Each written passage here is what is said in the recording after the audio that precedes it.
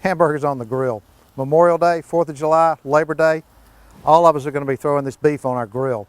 And we think we really know how to cook these things, but believe it or not, hamburgers are the most abused item that's grilled.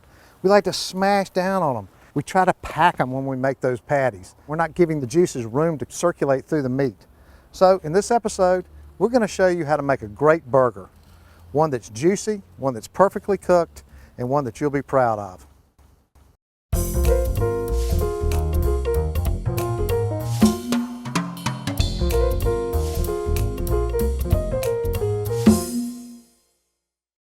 I tend to like to use ground chuck, which is a little fattier, and some ground sirloin, which has a little bolder flavor, more beefy. And just mix those two together, and we're going to have a really good burger. So let's just kind of do it. Now, one of the things that you need to understand when you're mixing burgers is that compressing like that is not a good thing. We want to try to keep this as light and as airy as we can. When we compress, it tends to drive the juices out a little too fast. And I'm being very, very gentle with this. Just kind of almost a light kneading motion.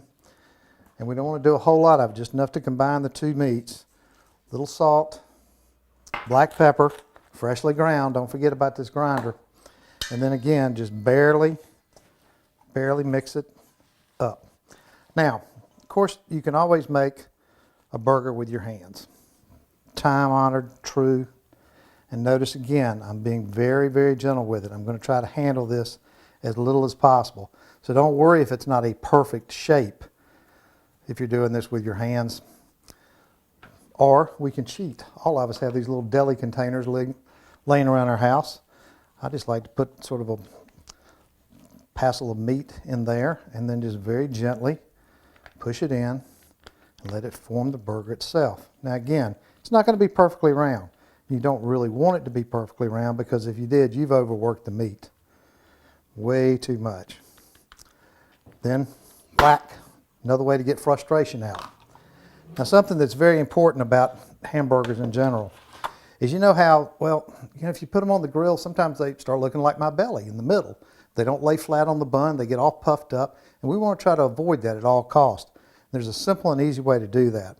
Just take your thumb and just kind of go right in the middle and make an indentation. It's sort of like you're making a White Castle burger, but you don't want it to go all the way through. Now this is just going to simplify the cooking. It's going to spread the heat around better. Instead of driving all the juices to the middle, you're going to wind up with juices all the way through it. Okay, so we've got our burgers ready. We've made the indentations in the center of each one of them so that they'll cook flat. Part of a great burger is making that crust, and part of that crust is getting a little salt on the outside and some freshly ground black pepper on each of the burgers. Flip them over, do it again. Now I like to put them on the grill with my little thumbprint side up. And as soon as we've got these guys seasoned up, let's head for the grill. All right, we're going to preheat the grill with all the burners on high and the lid down for about 10 to 12 minutes. Once we've got up to temperature, we need to lubricate the grilling surface. Now one way to do it, obviously, is a little oil. Rag, tongs, just wipe it down really good. We're seasoning this grill grid so that stuff doesn't stick so much. There's actually some new products on the market which allow you to spray the grill when it's hot, but make doggone certain that it says that it's safe to spray on a hot grill before you do this. Hot grill, we've got it oiled up. We've got our burgers that we worked on in the kitchen. See those nice good thumbprints in there? Let's get these down and get them cooking. Hear that sizzle? You want to hear that sizzle. That means your grill's hot enough and you're going to get the flavor out of this that you want. Always cook with your grill lid down. Okay, once we've closed the lid, let's cut these burners down just a smidgen so that we don't get any flare-ups as that early fat begins to drip out of the burgers. We've had them on cooking on one side for a bit. Let's check them, see what we've got going on. Oh yeah, we got nice, great grill marks here. Let's go ahead and flip these. We've loosely packed these patties, so we want to be careful as we flip them. This side of the burger's cool, so use your hand as another tool when you hit the spatula and you turn them over. See how easy this makes it? Put the grill down again. Let's let them finish. When you think you're about 2 minutes away from the burgers being done, let's put some cheese on there, okay? So we're going to put cheese on all of these.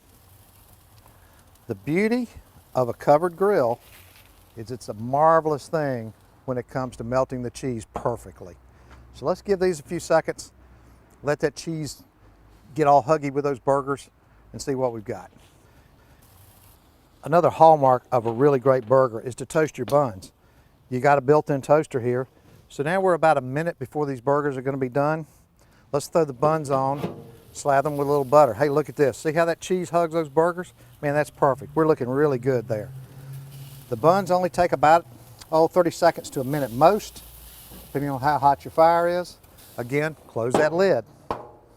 We'll be back in 30 seconds to check them out. Looks like we got everything rolling just the way we want to. Let's grab these buns, nice little toast on there. Get them off the grill really quick. We don't want them to get too toasty. Now, how do you check the doneness? Well, that feels about medium rare to me. Medium rare. It's not real tight, but it's slightly tight. But to make sure what we're doing, instant read thermometer. Just slide that sort of laterally. We're at about 150 degrees. That's a perfect medium. These guys are ready to come off the grill. We might want to check the ones in the back too. Yep, we're perfect. We're getting nice little crusty things going on the cheese. Man, these burgers are going to be great. So let's load them up. Let's eat. All right, great burgers, hot off the grill. I'm not going to stand here and just look at these things. Let's make one up.